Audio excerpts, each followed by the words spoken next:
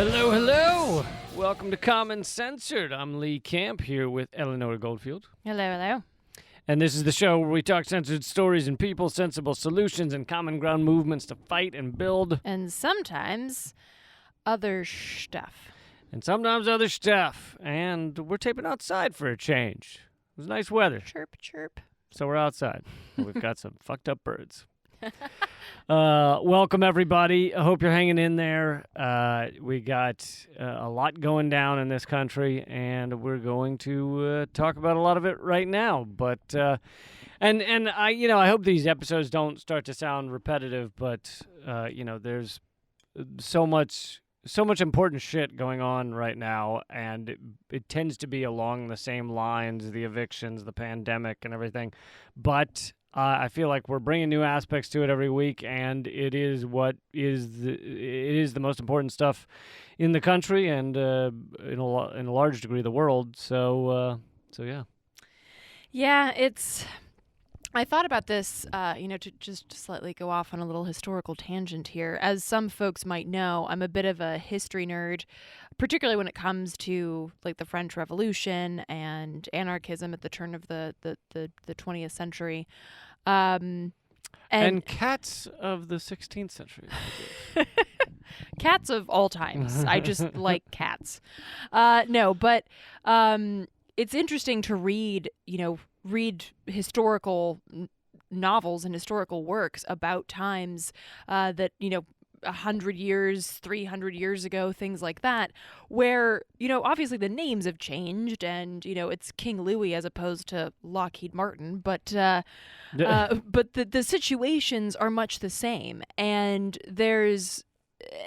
I've had this conversation with a few people. I know I've had this conversation with you, Lee, as well, but there's part of that that's disheartening. Like, holy shit, we keep going around in this loop of insanity, right? And we can't seem to beat these fuckers. It's like whack-a-mole.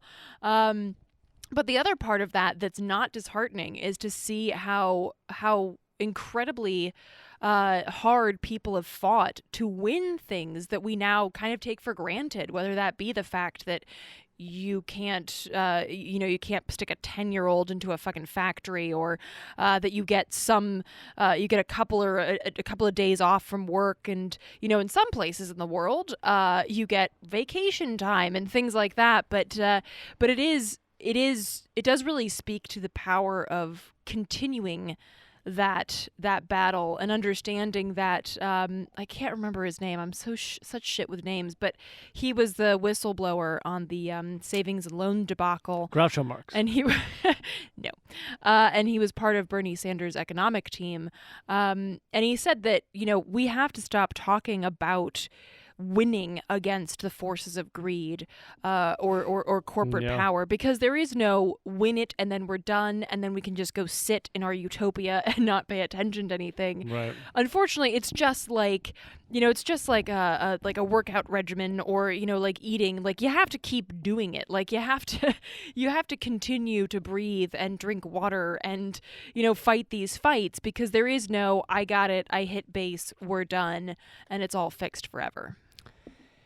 Yeah, you can run on the treadmill, but once you're done running that day, you can't go, fixed my belly, done. See you later. Yeah. Yeah, it really is a marathon. But in that vein, let's continue our discussion about the impending. Yeah, sorry, I was waxing poetic there for a minute. No, I liked it. Our discussion about the continued eviction crisis, the estimation that 28 million evictions loom in the horizon, and there's new numbers. Yeah, so this was a report that was put out by Household Pulse that shows that at this point, over 40% of U.S. renters are at risk of eviction. That's a lot.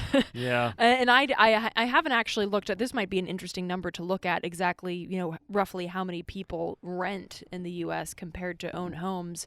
I know that number is vastly increased. Since I was a kid, most of the adults I knew had homes. And, nowadays, most of the adults I know don't. Correlation does not always equal causation. So just because you used to be a kid then and you're older now doesn't mean it's necessarily because of you. Or you're saying that I don't have to carry that weight that you on my didn't- shoulders? I don't think you caused. So if I would have pulled a Peter Pan and gone to Never Never Land, then we would all be okay, right? I think so. Yeah. Yeah. Well, there you have it. Too bad those tights didn't fit. Excuse me. I rocked the tights as a kid. Any kids from the 80s and the early 90s can appreciate the neon and weirdly patterned tights that you'd wear, or at least I did. I had like the most bizarre tights that you'd wear with like oversized shirts and then like big scrunchies. And then claim to be Peter Pan? No, you Oh. just claim to be stylish, which Okay. is just as untrue as being Peter Pan. Anywho, there's a graph that was put out by the Household Pulse survey data that gives these shocking numbers. For instance, and roughly 40%. That's obviously the average when you take all these numbers together. So in some places like that have less renters or that have better safety nets, like Washington State is 28%, Vermont is 22%. Then you have West Virginia, which is the highest at 59%. Of renter households that are facing potential eviction. That are on the edge of eviction. I mean, could you imagine 60? I mean, imagine if they followed through with that. 60% of people just out on the streets. Mm-hmm. It'd Well, be and in West Virginia, you're not even fucking- out on a street. You're out on like a gravel road. Mountain road. It'd be fucking ridiculous. And so I just wrote a whole column for Consortium News, and I did a redacted tonight on it, but about how insane it is to kick all these people out of their homes. It's fucking idiotic. Meanwhile- it's based on an economic system that it doesn't make any sense to begin with. Meanwhile, I don't. I'm looking up the numbers right now, but there was a post about the GOP coronavirus bill that I believe just didn't pass, but they're reformulating it. Is that right? It's not that it didn't pass. I think it's that they realized that they weren't even going to. I think they didn't even bring it to a vote because It was just too there ridiculous. was no cooperation between the Democrats said fuck you and So basically, one of the things in the coronavirus bill was that there was 660. Let me start over. $686 million were specifically earmarked for the new F-35 fighter jets. You're jumping way ahead on the stuff I was going to cover. Oh, sorry. But I put that We were in. going to get to the no, if you military look at the- spending. If you just, No, but if you look at the list of topics, I had already put that. No, I didn't. I'm sorry. I lied. Everyone, that's on me. I fucked up. You know what? Pretend that you didn't hear that. We're going to go in order. I apologize, Lee. I'm sorry. I wanted to spend some time here. I wanted to talk about those eviction numbers, but I wanted to spend some time going through its popular resistance created by Kevin Zeese and Margaret Flowers. Did a great job of just going through this Republican bill. And anybody who listens to the show, you know that we're not like rah Democrats, but this is the Republicans' bill that is so fucking hilarious. This one's called the HEALS Act. Which I think is appropriate because heel is actually an old term for villain. So these are the heels, and they've created an act. And I just thought we'd go through some of it. But before we even get to that, Popular Resistance gives some other numbers. You know, the pandemic is now killing 1,000 people a day in America. The economy shrank by a record 33% in the second quarter. Obviously putting us on the cusp or basically in a new Great Depression. This is the largest since records were first kept in 1947. More than 35 million people have lost their jobs just since March. Yeah. Oh, and earlier today... It's incomprehensible what's going on right now. Earlier today, I heard that something like 1/3 of small businesses in New York City are expected to file for bankruptcy. And third. Yelp has said in their survey of restaurants across America, of those who are closed because of the pandemic, 60% say they're not reopening or won't be able to reopen. 60%. I mean, And there's a factor of this where a lot of people are like, well, what could we do? We couldn't see this coming. We couldn't have dealt with this. What could anyone have done? But that is living within a paradigm, and if we have time, maybe we'll talk more in depth about this idea. But it's a mental paradigm of like, well, this is just how things work. It's people who are incapable of thinking, well, you could have a society modeled differently, where it was like, if someone doesn't have a job, everyone comes together and helps make sure that things are all right. If someone doesn't have a home, and a lot of my column and my last episode were about housing as a human right. If someone doesn't have a home, then it's the priority of the group to make sure that person has a home. But even if you don't go that far, I mean, which that's not really far. You should just, that's just like basic humane thinking. But even if you just look at other capitalist nations, like Denmark, for instance, which is not, I mean, people talk about them like they're this, socialist nation, but really they're capitalists. They just have some safety nets. Right. So, for instance, if you look at Denmark, they're not experiencing this extreme fall of, basically like a crash bombing of small businesses, because they, at the very beginning of the pandemic, made it very clear that they were going to take care of small businesses to ensure that they would carry through until the end of the pandemic. Well, and that they wouldn't just give blank checks to these businesses. They'd say, we'll give you this amount of money to keep your employees on.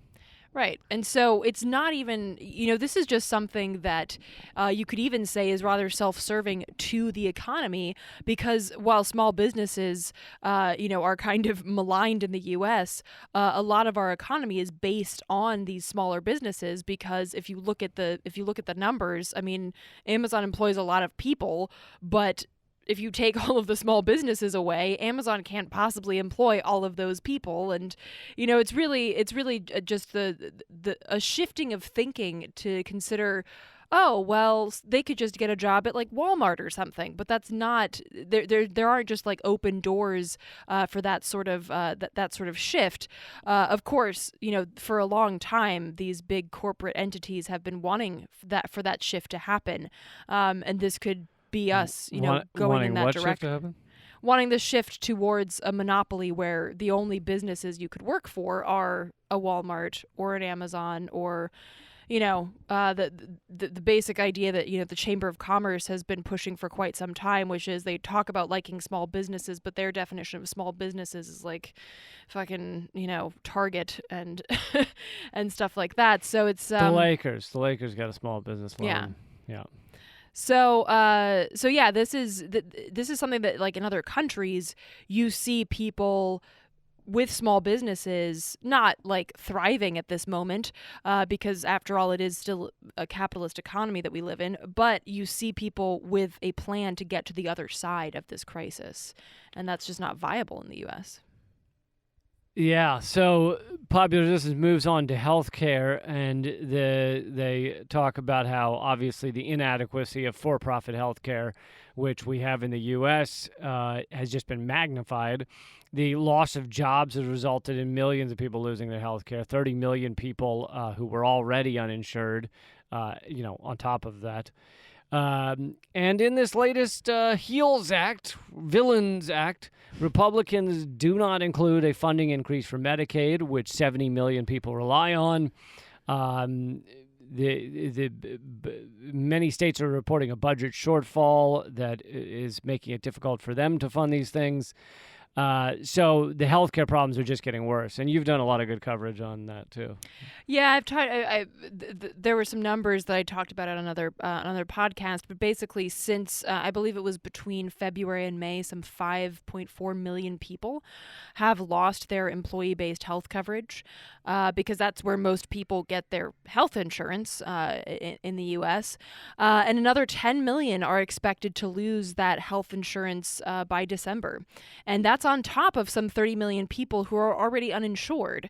That's not taking into account millions more who are underinsured, which means, of course, that, hey, I have health insurance, but it doesn't cover dental, it doesn't cover vision, it doesn't cover this, medical procedure that I need to survive.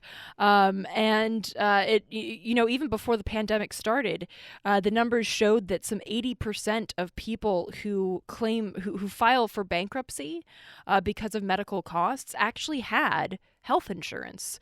So, I mean, a lot of this is preaching to the choir. Like, if you live in the U.S., you don't need me to tell you that health insurance doesn't mean dick in terms of being able to pay for medical procedures. But yet again, with each one of these steps, you could have a society set up differently. You could have, and in this case, many countries do, a society where the health care of an individual is equivalent or as important as the health care of the whole. So if someone gets sick, the society thinks, well, it benefits us to have them be well. And so we're going to take care of our people. The U.S. does not do that. No, it does not. And it's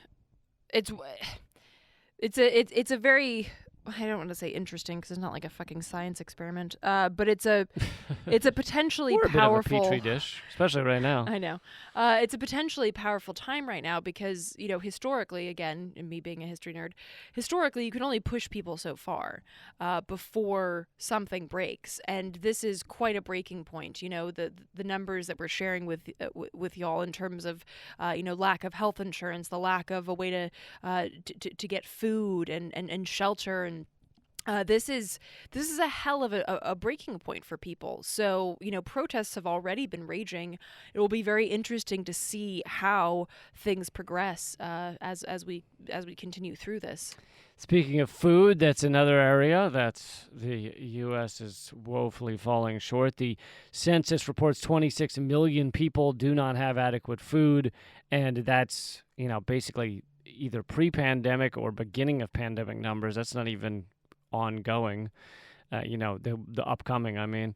Food banks are already reporting shortages in some, heavily populated areas. People are waiting in line for hours and hours for food. 14 million children are going hungry.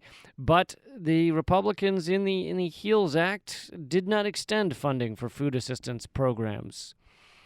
They've been trying to gut SNAP programs for years. Mm-hmm. So rather than looking at this as like a chance for them to be like, look, we do pretend to care. We just added funding for food. Instead, they're looking at it as this is a chance to gut all of the things, the assistance for those struggling that they've been trying to gut for years. SNAP programs, what used to be called food stamps, the education. There's just so many areas that they're like, great, this is our chance to really just fucking destroy the Postal Service, really destroy these last remaining vestiges of anything that kind of salvaged a human existence, a bearable human existence for people that are not middle class, Well, and this is all part, and the other interesting point here is that the Republicans also proposed 100% deduction on business meals through the end of 2020. So if you want to go get yourself one of those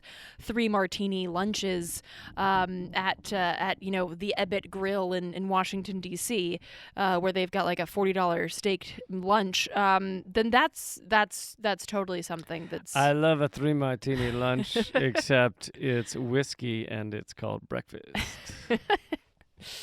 Good times.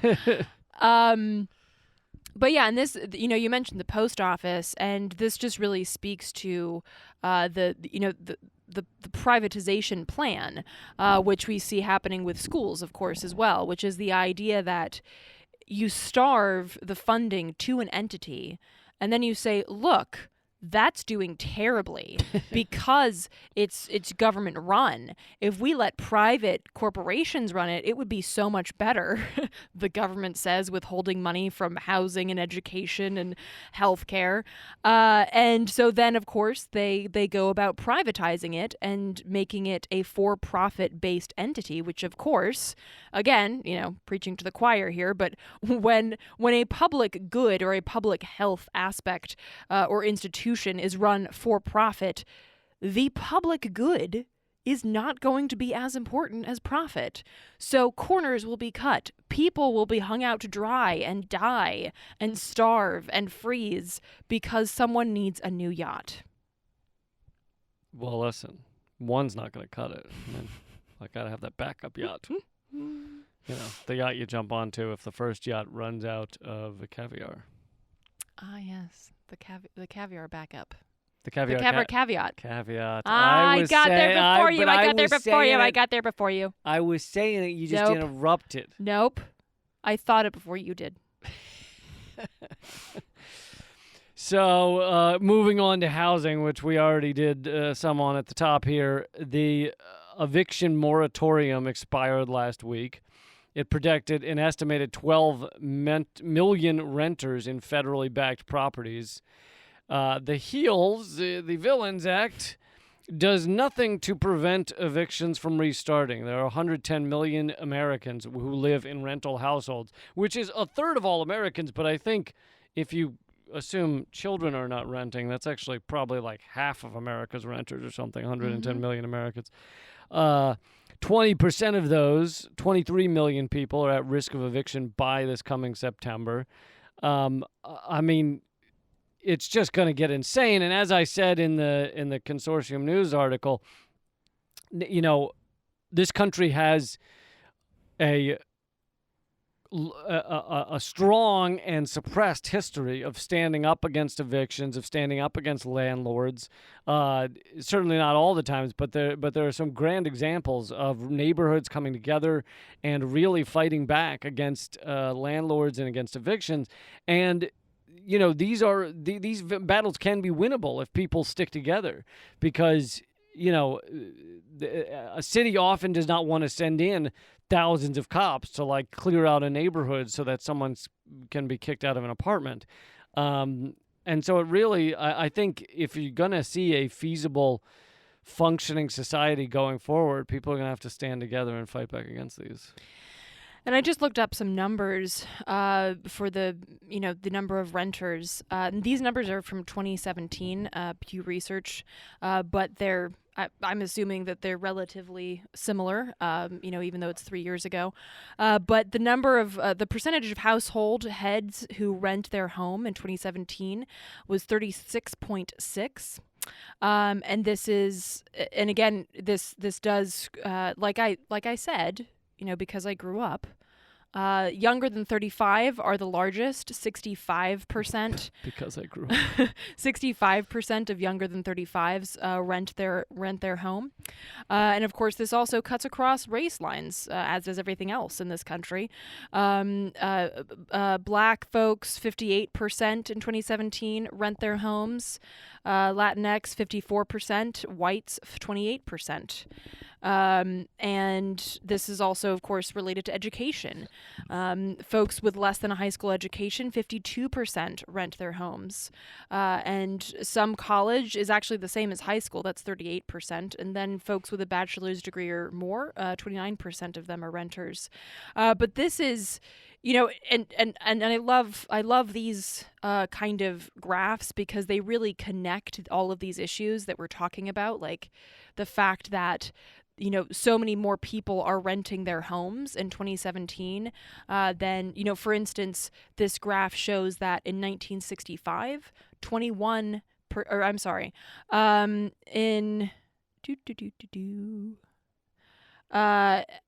1965.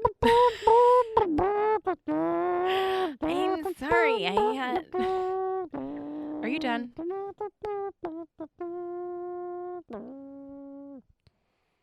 Was that any worse than the regular hold music on these fucking calling an airline real or phone quick, company or something? Why can't hold music be like Metallica or something?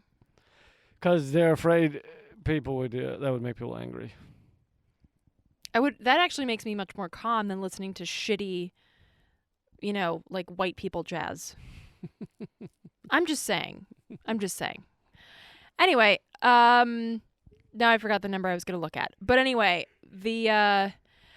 what I like about these graphs is that it shows how all of these issues are interconnected, and that we, when we talk about how more folks are renting, it's a class conversation, it's a race and gender and education and health conversation as well.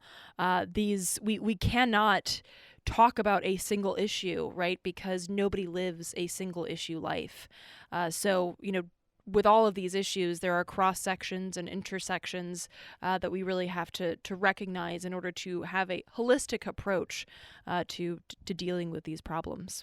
I mean, just a side note, I think the fucking idiot sociopathic ruling elite billionaires, how do they not see that this is going to come back to bite them?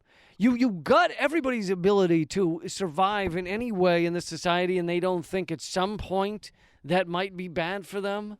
They think that no one's got an education, no one can afford their apartment, people are working 3 jobs, no one can afford daycare, they think that at no point will someone somewhere start to push back. They'll just go along, it'll be fine.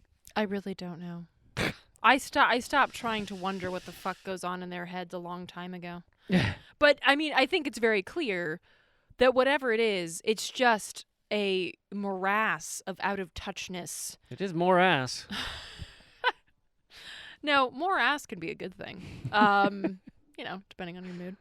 But this it's just like this clusterfuck of being so out of touch and so pedestaled that I can't even imagine what goes on in their brains, because how could you look at this and be like, no, that sounds good, sounds solid. The machine will roll along fine if people can't even afford to get health care for their kids. I'm sure that won't be a problem. Moving on to how much average workers are exploited. The popular resistance goes on to talk about as workers are forced back to work, which by the way was the whole goal of the Republicans. They basically intentionally ended the $600 extra of unemployment because they wanted the people who were already heavily exploited to get back to work and back to risking getting COVID-19. And anyway, as workers are forced back to work, the HEALS Act cuts their ability to sue at any, it makes it incredibly difficult for workers to sue their employers for being forced back into the line of fire or onto the front lines. It says the Republican proposal would erect almost insurmountable obstacles to lawsuits by workers who become infected at their workplaces and limit the damages. Yeah. Well, I can't even think of anything to say to that. Well, because they want the Republicans, and again, it's not just the Republicans, but many of the Democrats want people. The people are being used as cannon fodder, as they traditionally are now. That used to be that it was mainly in terms of dangerous jobs, I suppose, like coal miners. Notoriously die by their 40s, and soldiers obviously are literally cannon fodder. But this is kind of like cannon fodder for the virus. It's like, we'll throw you in there. You'll likely die, or your parents will die from this, but at least you'll get the grocery store's shelves stocked. Oh, oh my gosh, I saw this on Instagram.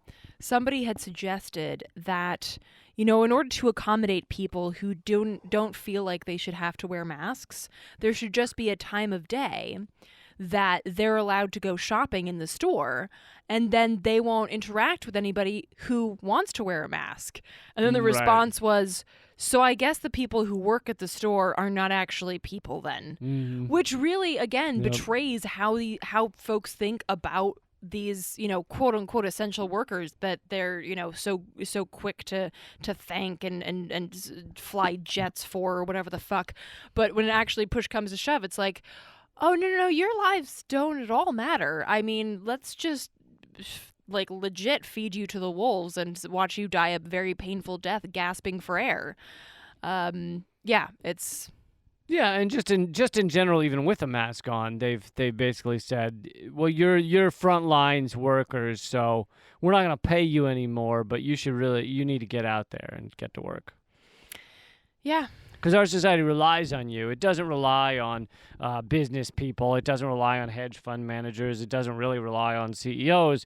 It just relies on you guys. So get out there for the same wages you've always made, which is not much, and risk your lives. Yeah, it's really grotesque. Moving on to student debt. The HEALS Act doesn't extend the... Again, I think I kind of said this. This is not just to talk about the HEALS Act, which obviously is not going to get passed, and there'll be some moderate compromise with Democrats, but it's to talk about all of these issues and how each of them should be dealt with. So this is not just let's analyze the HEALS Act. This is let's analyze each one of these topics. Student debt. The HEALS Act doesn't extend the interest-free payment pause on federal student loans or halt debt collection on government-held student debt, two forms of relief that was in the original CARES Act. Without extending the relief Congress first granted to student loan borrowers.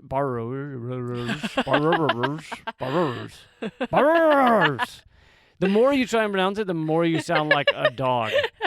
Borrowers! I think anytime someone says borrowers, they should have to go, borrowers! So, first granted to student loan borrowers through the CARES Act, 40 million people are likely to have to resume payments by September 30th at a time when we're at like fucking depression levels of unemployment. Worse than depression levels. Get back to work paying off your insane student loans. That you shouldn't fucking have in the that first were place. insane to begin with. Well, not to mention that student loan, you can't file, like even if you file for bankruptcy, you still have to pay them. You can't default. You can't go bankrupt, right? So, and this is actually, you said, like, it's not just to talk about the HEALS Act, and I think it's important to note that, something that we've talked about on the podcast before is the malleability of capitalism, and the Democrats play that game better than the Republicans. So the Democrats, you mentioned the CARES Act, like, oh, we put in this thing because we care, we're Democrats. And really again, it's like the Affordable Care Act, which is neither affordable nor caring, but it's like, here's just enough to keep you from grabbing your pitchforks. Whereas the Republicans are just like dumping a pile of shit onto people who are already drowning in it. And whereas the Democrats are like, well, we're not going to give you a shovel, but we'll stop dumping shit on you for the time being. Right. So it's just that the Democrats play this push-pull game of maintaining their power and the horrific empire that is the United States better than the Republicans, who are just like, you know what, fuck it, pedal to the metal, let's drive this fucker off the cliff. It's like the Democrats are punching you in the face, and you're like, stop, I hate you. And then they're like, okay, and they stop, and the Republicans start punching you in the balls. And you're like, never mind, go back to the face.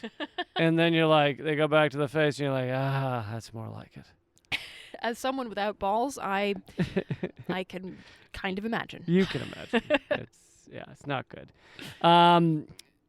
So moving on to business support, the HEALS Act provides $100 billion more for the Paycheck Protection Program, PPP, which, as most everybody knows, has been rife with corruption. Mm-hmm. Members of Congress and the administration have given the money to friends, families, donors, big businesses that pretend to be small businesses. I mean, everything from, like the Lakers and Olive Garden and like all these things were getting millions of dollars, even though they're clearly not small businesses. It also hit in there, which this one, even apparently most of the Republicans, when they found out this was in there, were pretty furious. It snuck in there something Trump wanted, which was $1.75 billion for a new FBI building. And well, you know what, to be fair, for anyone who's seen the FBI building in D.C., it's pretty 60s. It's pretty squat and cement. And I think, you can't run a proper sting operation against the majority of black people in the United States from a shoddy building like that. Okay? So think it needs an upgrade. Exactly. Personally. Well, this is interesting. You're wondering, like, Trump kind of hates the FBI. Why would he want to create a new FBI building? Apparently, the shitty old FBI building is across the street from Trump's hotel in D.C., and without funding to refurbish the building, the FBI might move to Virginia or Maryland, leaving the current building to be torn down and likely replaced with a hotel that would compete with the Trump hotel. Oh, I see. So this was really, let's keep the neighborhood nice for my hotel. I see. So now we get to the one which you wanted to jump the gun on, military spending. So snippy. Nearly $30 billion in the Supervillain Act would be allocated to the military. $30 billion more to the military. The bill includes billions for the Pentagon, including $686 million for the F-35 fighter jets. Now, could you talk for a moment about the F-35 fighter jets? They've been wonderful and done really great things. Is that correct? The F-35s are the most expensive piece of useless metal that perhaps has ever been created in the entire history of humans. I don't think it's perhaps. I think that's undoubtedly the So, most pathetic use of metal several in history. years ago, there were some concerns that were raised about the F-35 jets when it came to light that they can't fly. Which, for those unfamiliar with the purpose of a jet... But we used them as props and photos, and they were very scary to foreign nations. There were so many problems. They would like catch on fire on the tarmac. Yeah, no, it was just a fucking nightmare from start to finish. But Congress was like stuck in there like a tick. They were like, no, we promised our buddies. What company is it that makes them? I can't fucking remember. We promised our buddies. Either Lockheed Martin or Raytheon. Raytheon or one of those fuckwits. We promised our buddies in the military-industrial complex that we would keep making these. So we're just going to keep churning out these hunks of useless metal, which cost millions of dollars each. Like, I think I did some math on an episode once a while back. Like, how many school lunches could you buy for one fighter jet? Right. How many, how much health care could you get? Like, you could cover health care for this many people for a year for just one fucking plane that doesn't even fucking fly. And even the Pentagon was like, we don't really want these anymore. But Congress was like, no, you must have more. Yeah, and they did that with the tanks too. There's still Abram tanks, I think over 2,000, and they're sitting empty in the California desert because the Pentagon kept being like, we don't need tanks. In fact, nobody needs tanks anymore. Nobody uses tanks. Because it's not 1945 anymore. It's not 1945. There's no reason for tanks. They can be too easily taken out by a drone. And Congress is just like, you know what you need? Some tanks. You're going to keep building tanks. But so you may be wondering why the military would need money, considering it just got an increase, the largest military budget ever. Our budget is 144 countries combined. 144 other countries. If you take their military budgets and combine them, that would not equal our military budget. It's basically $1 trillion. There was a vote to decrease that budget by 10%, and even 60% of Democrats voted against it, meaning the Democrats also want this insane Pentagon budget, endless killing, endless death, endless blood shed. And so why does the Pentagon need this $30 billion more in the HEALS Act to deal with the pandemic? Well, it's reportedly added in there to make up for the money that was taken from the Pentagon so Trump could build his border wall.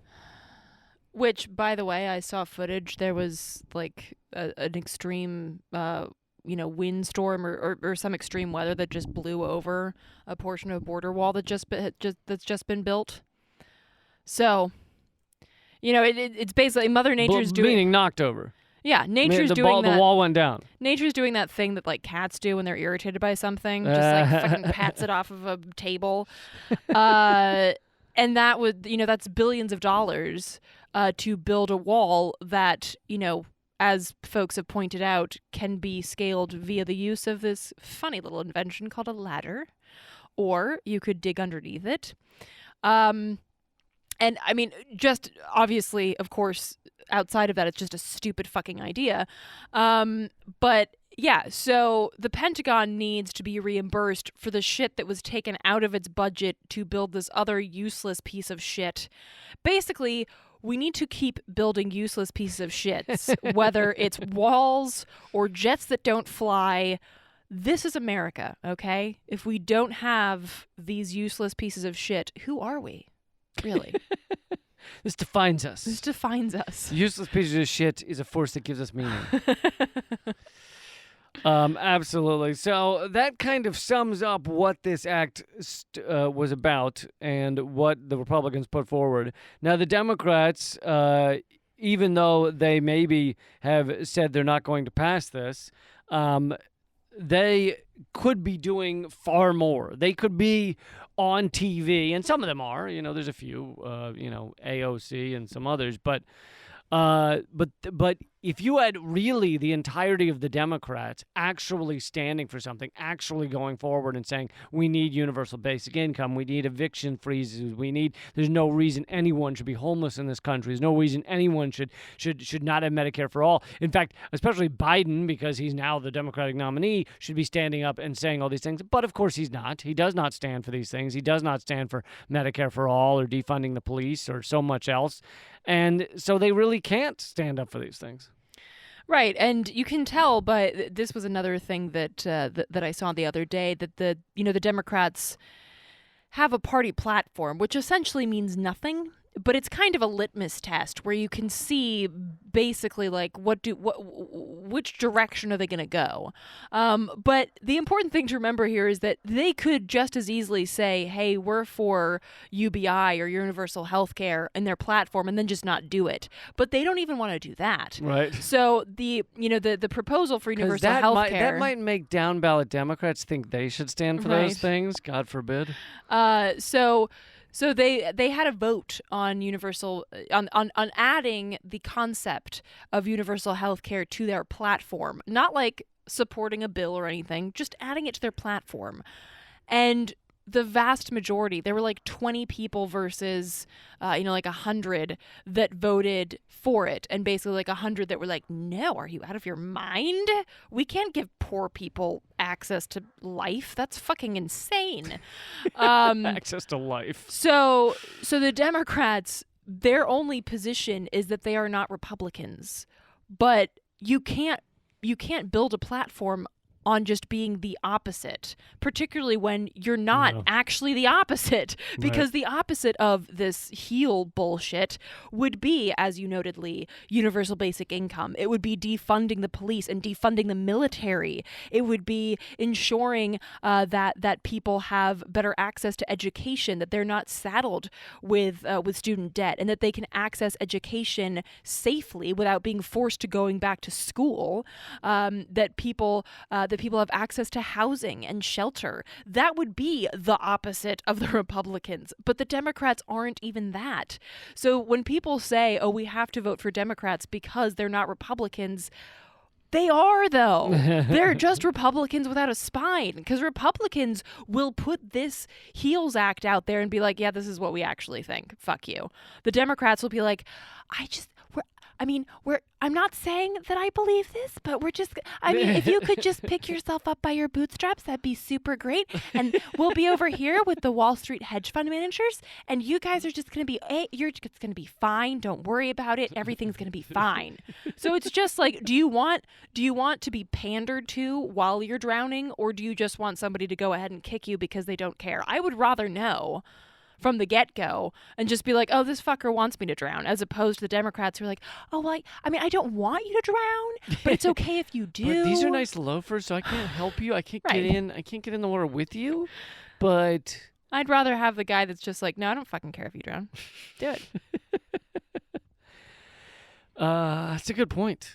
It's an excellent point. Thank you.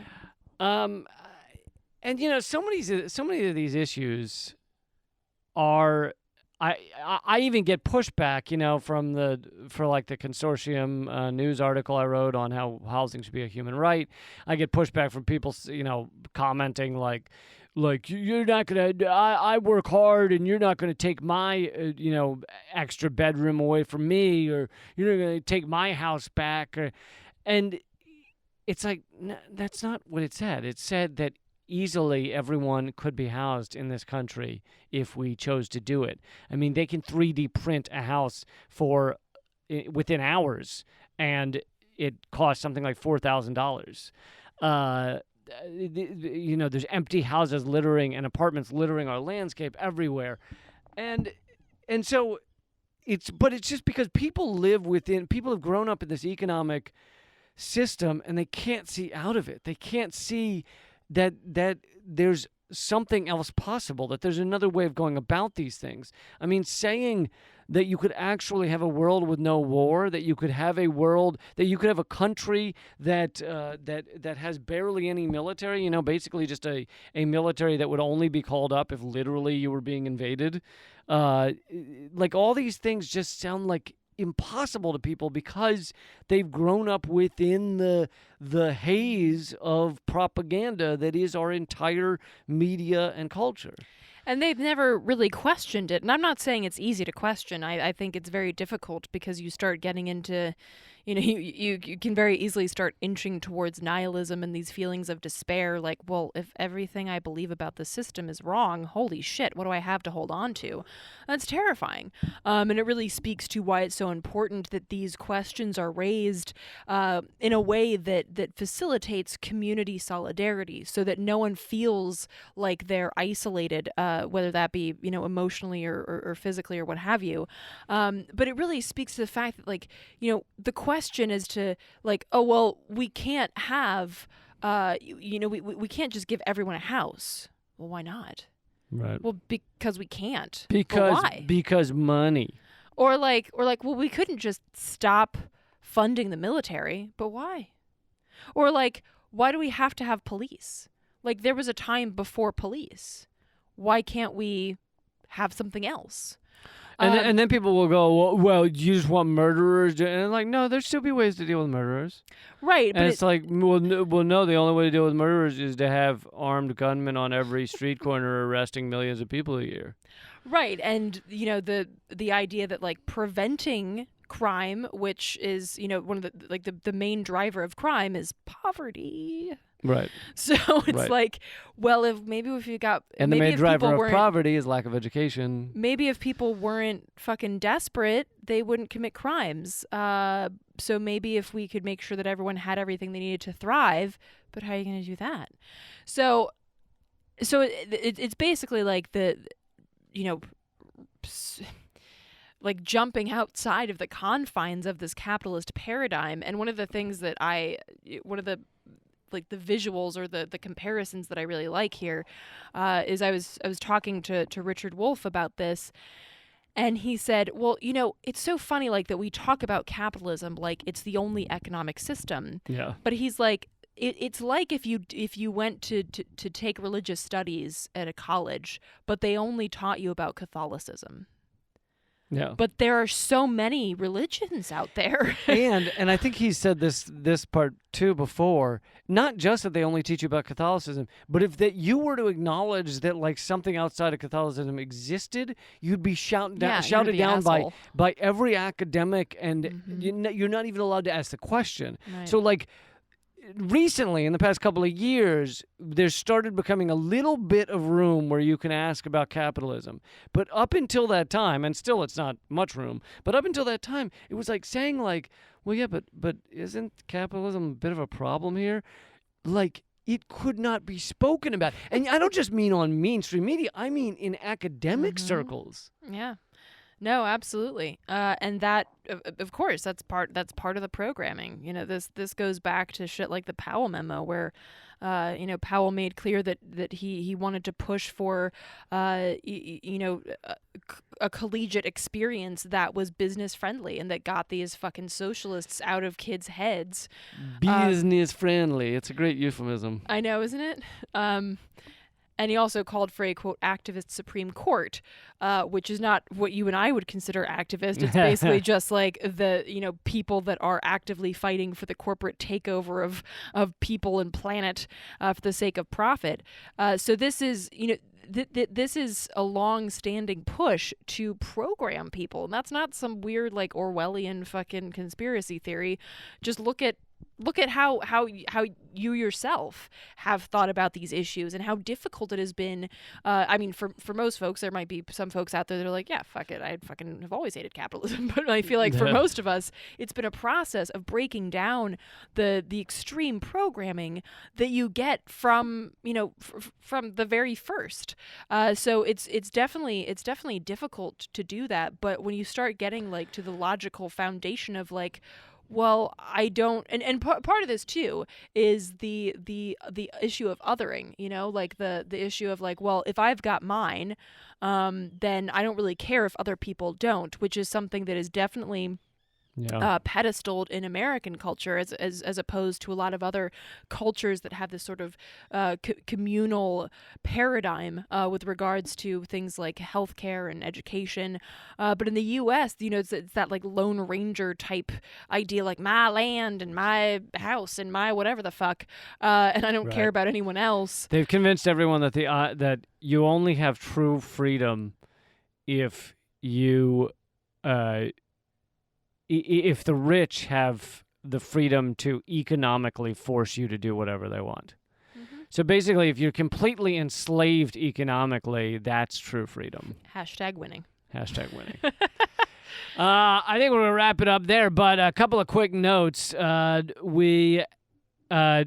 We're going over to patreon.com/commoncensored to do 10 to 15 more minutes, so please join us over there.